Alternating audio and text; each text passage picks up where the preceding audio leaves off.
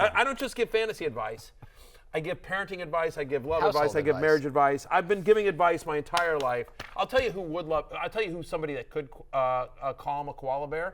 Sam Howell. There's your segue back. There you go. Sam Howell. Nailed it. Wow. From He downtown. He can do anything. He can do anything. So we're doing breakouts right now, right? We're doing breakouts, and the idea behind breakouts, Connor. Here, I'll do your job for you. Sure. Yeah. Sorry, I got this. You got Jay's house. You have my job. You guys just take a break. Just amazing what diet soda Camera can do. one, just on me the entire time. Here we go. All right. Look. So what I'm going to tell you is, there we go. There's camera one. All right. Thanks. Hi. All right. So here's what we're thinking about with breakouts. Somebody that takes the next step. These are people that are known, but somebody that has a new role, like somebody that could become a QB1 or an RB1, or somebody that takes a significant step forward, that breaks out to a new level of production that we have previously never seen from that player before. And I chose Sam Howell, who is going as QB 29 on ESPN. I'm at QB 20 currently, in my new rankings update, I think he's going to move up to like in the 17 range, right? We know about, we've talked about the rushing, right? He's had one career start, that game against Dallas last year, 35 rushing yards and a rushing touchdown. His final season at North Carolina, over 1,100 rushing yards, 11 rushing touchdowns, more rushing yards than Anthony Richardson. You will win bar bets with that stat.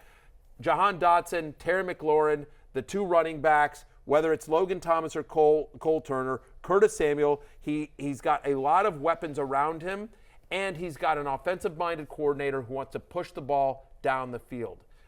So I know everyone's going to call me Travis Homer over here, and I get it, but I'm a believer in Sam Howell, and it's not that crazy, because this is somebody who, there's a lot of reasons why he's slid in the draft, but he is someone who at one point in his college career, Connor, and you back me up on this, had a first-round grade on him from a number of people that do that for a living. Yeah, the summer before his final college season, he was in the first round of every single mock draft as a top quarterback, and the talent fell off.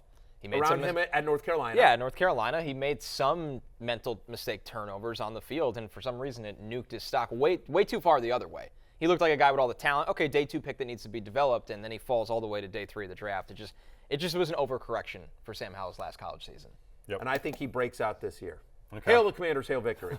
So I have 2 breakouts. And if he does break out, this is, Jay, I don't know if you heard this, but if he does break out, you will get a pet koala for your dog. Wow, right. We're on a betting streak Get here. a cheer A lot for of the dinners. Cardinals week 1. Yeah, so, good luck, Jay. Josh Dobbs, let's go. Yeah. 2 breakouts for me. How about George Pickens on the Steelers and Brian Robinson Jr. on the Commanders, which could be aided by the breakout of Sam Howell. But we'll start with Pickens here, guys. Listen, over 13 points per game in 10 games last year. He was top 10 among wide receivers in yards per target. This is somebody that knows how to win down the field. Very similar. There was a time where George Pickens was viewed as the most talented wide receiver in college football. Some things just didn't go his way. He obviously had a significant injury in college, but this was a first-round talent that went in the second round. I think him and Kenny Pickett will be working on the same wavelength since they came in together. And year 2, Pickens is somebody that will absolutely win down the field for Pittsburgh. So, totally agree. Love Pickens, right? I mean, the questions with him coming out of the draft were never a talent. They were all off-the-field stuff and everything like that, and it seems like they have figured that out. Pittsburgh is, if you have a problem player, again, think about Antonio Brown outside of Pittsburgh. Think about Le'Veon Bell outside of Pittsburgh. Like, that is a team that just because of the way that because of ownership and management and Mike Tomlin, like, you walk the straight and narrow when you're a Pittsburgh Steeler, and Pickens has all the talent in the world. We've already talked about the fact that we like the Steelers offense to take another step this year, including Kenny Pickett. Yep, wide receiver factory. As for Brian Robinson Jr., real quick, I just think he's going to be the workhorse of that backfield in between the tackles. There's more on the plate in the pass game. He's further removed from an injury where, let's not forget, he was literally shot and came back to play last season. He was a very effective running back for Alabama in college, especially between the tackles. And I think if Sam Howell gets going, which I think we believe he will, that means Brian Robinson's opportunities in the red zone get going as well. And I love the fact that they're starting to use him a little bit in the passing game. Yep. Even a couple of receptions a game just starts to add up. Yep. Okay, my 2 breakouts, Kenny Pickett and Dameon Pierce, couple of second-year players. And the thing I'm looking at here is, in fantasy and betting, always looking at last year's results and basically like what is a lie in the numbers. And I think there are a couple lies in the Pierce and Pickett numbers which will have them improve. Kenny Pickett last year started his career by playing the defenses of the Jets, the Bills, the Bucks, who had a good defense, Dolphins, Eagles, Saints. That was absolutely brutal. That was a brutal initiation, and he wasn't good, and it screwed up all his numbers numbers for the season.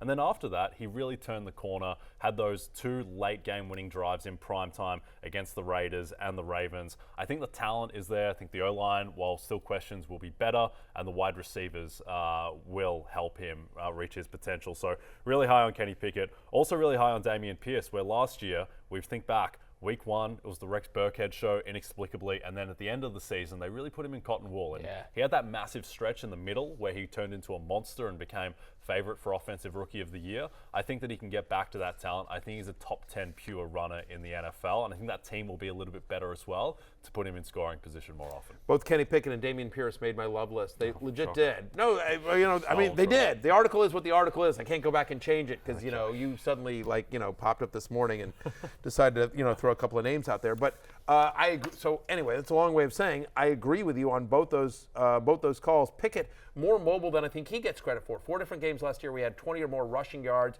He had at least 10 rushing yards in 10 of 13 games last year for Pickett. So I think they'll use his wheels a little bit more. Again, he's not Josh Allen, Lamar Jackson, but could he get you, a point, 2, 3 points a game? He could. Maybe he gets you a couple of rushing touchdowns by the end of it as well. And I love Pierce as well, who through the first 10 games this season was a top 13 fantasy running back. And again, we think the Texans' offensive line is underrated. I think it's a better than average offensive line. He's going to get massive workload. He's one of those guys that's just going to get cheap volume, and they just don't. I'm not worried about Devin Singletary coming in and taking work away from him.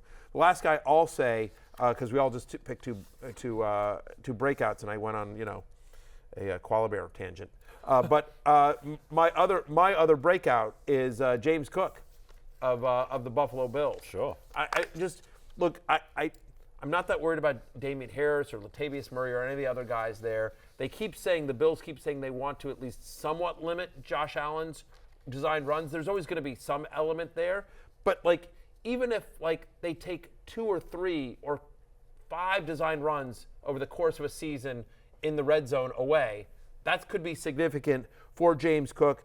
5.7 yards per carry last season, second highest among all running backs with 80 or more rushes. In his 5 different games where he got double-digit touches, where he got at least 10 touches, he averaged over 80 yards from scrimmage. We expect him to easily get that this year. No Devin Singletary. There's 215 touches from Devin Singletary last year that are now up for grabs, and I certainly don't think they all go to Damian Harris. It feels like they used a high draft pick on James Cook. They didn't do really anything in the offseason. Again, Harris, Latavius Murray, they've got some guys, but no one that really feels like a real threat to James Cook, who just looks like the real deal. And I have him not only ranked high, and I think he's a breakout this year. I think we're talking about him next year as a top 15 fantasy running back, but I have him higher than his brother Dalvin. Hey, it's Matthew Berry from NBC Sports and RotoWorld.com. Just want to thank you so much for watching what you just watched, or at least being too lazy to click out of it after the autoplay just kept it going. So either way, thank you so much for just letting it scroll by your screen. And now I'd like to ask you respectfully, please subscribe to the NFL on NBC YouTube channel for the latest NFL news, fantasy headlines from RotoWorld, and betting analysis from NBC Sports Edge.